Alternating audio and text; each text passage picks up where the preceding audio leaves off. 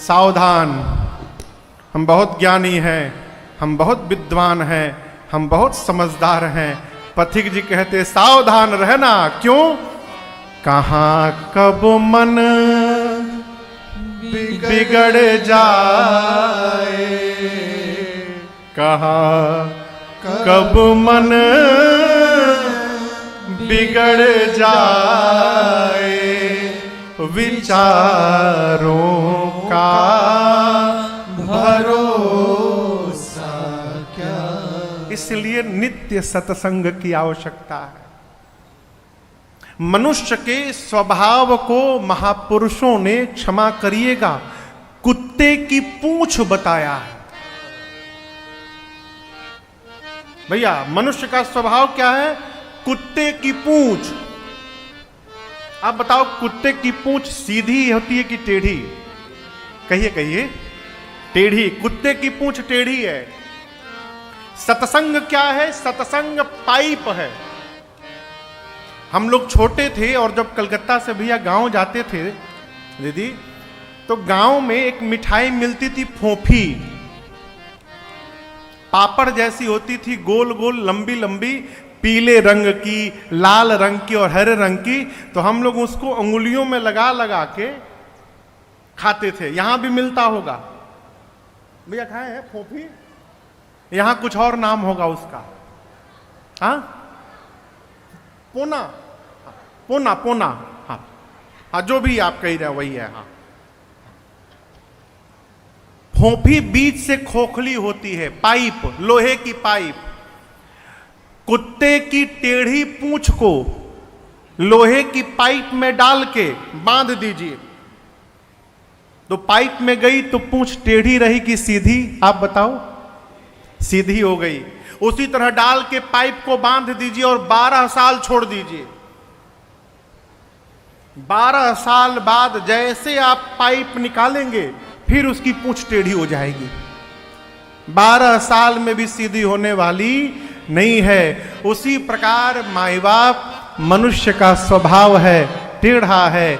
जब तक सत्संग की पाइप में जग गया रहता है तब तक सीधा बना रहता है, और जैसे सत्संग से दूर हुआ फिर टेढ़ा हो जाता है। इसलिए सत्संग निरंतर। पथिक जी की रचना है, अरे सदा जो सुसंगति में आते रहेंगे, आएंगे नहीं, आते रहेंगे, वो जीवन को अपने सजाते रहेंगे।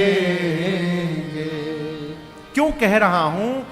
गरुण जी महाराज, भगवान के अत्यंत निकट रहने वाले गरुण जी महाराज, एक दिन उनको भी मोह हो गया और संशय हो गया। आप दर्शन करो, हमारी आपकी क्या गिनती है वो। भगवान युद्ध में नाग पास में बधे। गरुड़ जी को नारद जी ने कहा कि जाइए, भगवान नाग पास में बधे हैं रण क्षेत्र में, उनको उस नाग पास के बंधन से गरुड़ जी आप मुक्त करिए। क्यों? गरुड़ सांप को खा लेते हैं। तो कहा नारद जी ने आप जाइए मुक्त करिए भगवान को।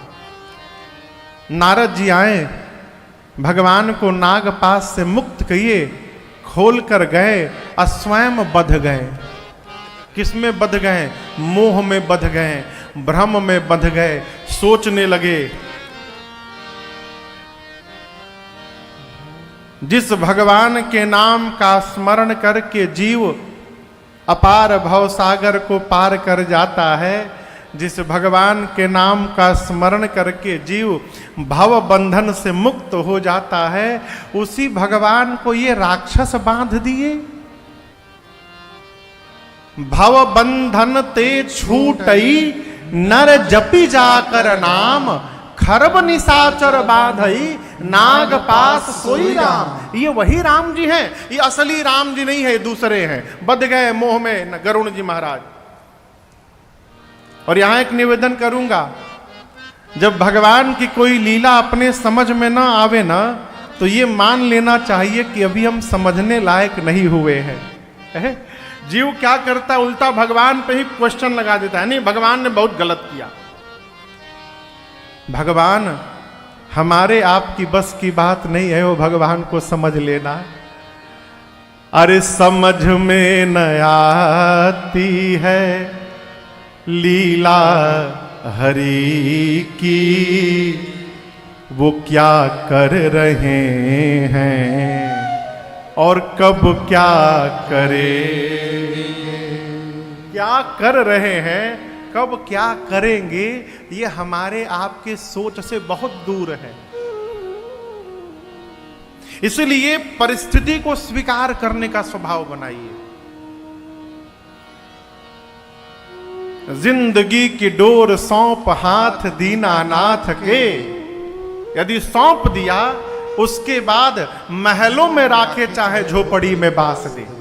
आप जानो आपका काम जाने, हम क्या करेंगे। धन्यवाद निर्विवाद बस राम राम कहिए, जाहि विधि राखे राम ताहि विधि रहिए। आत्मसमर्पण। गरुण जी महाराज सोचे ये भगवान नहीं है, भगवान को भला कोई बांध सकता है। पहुंचे नारद जी के पास, गरुण जी जाकर अपनी बात कहे। नारद जी मुस्कुराए, कहे आपको भी पकड़ लिया। गरुण जी बोले क्या? नारद जी बोले इस बीमारी ने एक बार हमको भी पकड़ा था। ओहो, आपको भी बीमारी ने पकड़ लिया। एक काम करिए, आपको मेरे पिताजी के पास जाना पड़ेगा, ब्रह्मा जी के पास, उनके पास जाइए। अब यदि आपसे कोई डॉक्टर कही दे कि आपको बहुत खतरनाक बीमारी हो गई है, हमको नाम पता नहीं चल पा रहा है लेकिन बहुत डेंजरस बीमारी है, आपको नींद आएगी? गरुण जी की नींद उड़ गई, सोचे बीमार हो गया हूं, भगे ब्रह्मा जी के पास, जाकर अपना सिम्टम बताएं। ब्रह्मा जी मुस्कुराए, बोले पकड़ लिया, आपको भी पकड़ लिया। गरुण जी बोले जो बोलता मिलता है कहता है पकड़ लिया, क्या पकड़ लिया? ब्रह्मा जी बोले जिसने हमको पकड़ा था एक बार, इस बीमारी ने हमको भी पकड़ा है एक बार। एक काम करिए, आपको स्पेशलिस्ट के पास जाना पड़ेगा। इस बीमारी के स्पेशलिस्ट है शंकर भगवान, उन्हीं के पास जाइए। गरुण जी भगे कैलाश की ओर, शंकर जी बीच रास्ते में मिल गए। गरुण जी ने कहा कि न ब्रह्मा जी ने आप ही के पास भेजा है बाबा, बहुत बड़ी बीमारी हो गई है, आप दूर करेंगे। शंकर जी बोले कि लक्षण बताओ। गरुड़ जी सिम्टम बताएं। शंकर जी बोले पक्का पकड़ लिया है। गरुड़ जी बोले दूर करिए। शंकर जी बोले कहाँ दूर करे, चेंबर तो हमारे कैलाश में है, आप रास्ते में मिले हो, रास्ते में कैसे दूर कर दे। हाँ लेकिन एक उपाय बताता हूं, आपकी ये बीमारी जाएगी कैसे वो मुझे पता चल गया। आपका जो संशय है ये कैसे समाप्त होगा मुझे पता चल गया। गरुण जी बोले कैसे समाप्त होगा?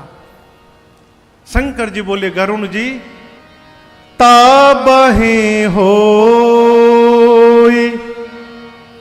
सब संशय भंगा, कब जब बहुकाल करिय सतसंगा। हे पक्षीराज गरुण जी महाराज, आपका संशय तभी समापन की ओर अग्रसर होगा कब? जब एक दो दिन नहीं बहुत काल तक आप निरंतर सत्संग करेंगे तो आपका संशय समाप्त हो जाएगा। अब गरुण जी पड़े परेशान कि प्रभु इतना लंबा सत्संग कहाँ होता है। शंकर जी बोले एक स्थान है जहां दिन रात केवल भगवान की कथा होती है। ऐसे स्थान पर आपको भेज रहा हूं गरुण जी जहां तजी हरि भजन काज नहीं दूजा, जहां भगवान के भजन को छोड़कर दूसरा कोई काम नहीं है। कहां? नीलगिरी पर्वत जाइए, वहां कागभूषुंडी जी महाराज मिलेंगे। उनका एक ही काम, 27 कल्प से वहां भगवान की कथा गा रहे हैं। आप जाइए वहां उनसे कथा सुनिए, आपका संशय भ्रम समाप्त हो जाएगा। पार्वती मैया ने शंकर जी से पूछा, बाबा आप चाहते तो उसी क्षण गरुण जी का संशय समाप्त कर सकते थे, आपने क्यों नहीं किया? शंकर जी बोले, देवी भगवान के निकट रहने वाले जीव को संशय यदि हो रहा है तो आप समझिएगा वो संशय हुआ नहीं है, जानबूझकर भगवान ने उसको संशय में डाला है। क्यों? होई कीन्ह कबहु अभिमाना, सोई खो वै चह कृपा निधाना। अवश्य गरुण जी महाराज कभी न कभी जीवन में अभिमान किए होंगे और आज भगवान इनको संशय भ्रम में डालकर उस अभिमान को समाप्त करना चाहते हैं। इसलिए मैं बीच में विघ्न नहीं बनना चाहता था, मैंने उनका संशय दूर नहीं किया। पहला कारण। दूसरा कारण, गरुण जी महाराज पक्षी हैं और जिनके पास कथा सुनने के लिए मैंने भेजा है वो कागभुषुंडी जी भी पक्षी हैं। एक पक्षी को पक्षी की भाषा ठीक से समझ में आएगी, इसलिए मैंने नहीं सुनाया, उनको कागभुषुंडी जी के पास भेज दिया। कागभुषुंडी जी के आश्रम की ओर बढ़े गरुण जी महाराज और आप दर्शन करिए। अभी कागभुषुंडी जी का दर्शन नहीं हुआ, उनके आश्रम का केवल दर्शन हुआ। कल्पना करिए ये पांडाल आश्रम है, ये पांडाल कागभुषुंडी जी का आश्रम है और इस मंच पर बैठकर कागभुषुंडी जी कथा गाते हैं। शंकर जी बोले थे पांडाल के भीतर जाइएगा, बैठिएगा, कथा सुनिएगा बहुत काल तक, तब संशय समाप्त होगा। गरुण जी महाराज आए, पांडाल के भीतर नहीं आए, अभी केवल पांडाल को देखा, यानी आश्रम का दर्शन प्राप्त हुआ और सारा संशय समाप्त हो गया। जिस आश्रम में भगवान की कथा निरंतर हो रही है, कथा होते होते उस आश्रम की इतनी महत्ता हो गई, इतनी महिमा हो गई कि उस आश्रम का दर्शन प्राप्त हुआ और कागभुषुंडी गरुण जी का सारा भ्रम समाप्त हो गया। मन में सोचे आश्रम के दर्शन से संशय भ्रम समाप्त हो गया, तो जब भगवान की कथा श्रवण कर लूंगा तो क्या परिवर्तन होगा जीवन में। कागभुषुंडी जी के पास आए, कागभुषुंडी जी ने उनका स्वागत किया, बिठाया, पूजन किया और यहाँ दर्शन करिए। हम उस देश में रहते हैं माई बाप जहाँ का कौआ भी मीठा वचन बोलता है, ये भारत की महिमा है। भारत वो भूमि है जहां कौवा भी आकर यदि भगवान के भजन में लग जाए तो उसकी वाणी में भी मधुरता आ सकती है। हम तो आप मनुष्य हैं साहब, करी पूजा समेत अनुरागा, मधुर बचन तब बोलेउ कागा। कागभुषुंडी जी ने मधुर वचन में कहा, हे राजा जी, हे पक्षीराज गरुण जी, आप क्यों आए हैं यहां पर? तब गरुण जी बोले, सुनहु तात जेहि कारण आयौ, सो सब भयउ तरस तब पायौ। सुनहु तात जेहि कारण आयौ, सो सब भयउ तरस तब पायौ। देखि परम पावन तब आश्रम, गयो मोह संशय नाना भ्रम। देखि परम पावन तब आश्रम, गयो मोह संशय नाना भ्रम। अब श्री राम कथायति पावनी, सदा सुखद दुख पुण्य नशावनी। अब जय जय राम कथा, जय श्री राम कथा, जय जय राम कथा, जय श्री राम कथा, जय जय राम कथा, जय श्री राम।